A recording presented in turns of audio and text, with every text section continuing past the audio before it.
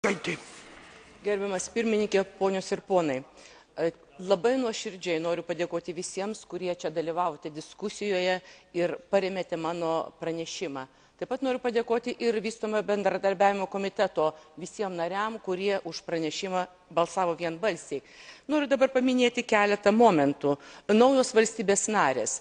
Iš tikrųjų, kol kas šitas pavadinimas išlieka gal daugiau kaip sąlyginis, todėl kad kalbame apie tam tikrus skirtumus tarp senųjų ir po dviejų plėtrų į ES įstojusių valstybių. Dėl jų tam tikros istorinės patirties, dėl istorinės praeities ir dėl to, kad jos gal yra mažiau turtingos nei senosios. Noriu paminėti vystomojo bendradarbiavimo politikos patirtį. Toji politika atsirado 1958 metais ir centrinės vidurio Europos šalis, tarp jų Čekija, Slovakija, dabartinė ir kitos šalis, turėjo didesnės patirties ir galimybių toje politikoje dalyvauti.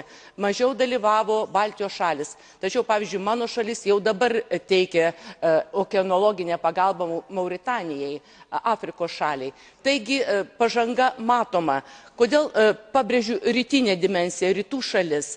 Todėl, kad tai yra mūsų labai svarbios kaiminės. Ir iš tikrųjų politikų supriešinimas tarp kaiminystės ir vystomojo bendradarbiavimo, ar jų detalus atskirimas neturi prasmės. Tie dalykai yra susiję. Mūsų kaiminėje Baltarusijoje yra žmonių, kurie gyvena per dieną mažiau kaip už $2.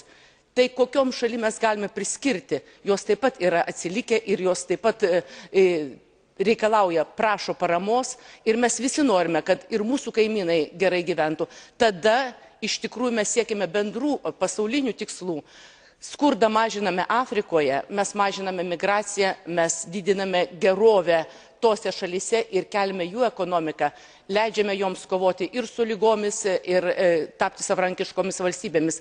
Skurdą mažindamos kaiminėse, padėdamos kuo galime, kur turime patirtyje. Mes stabilizuojame situaciją visoje Europoje ir Balkanuose.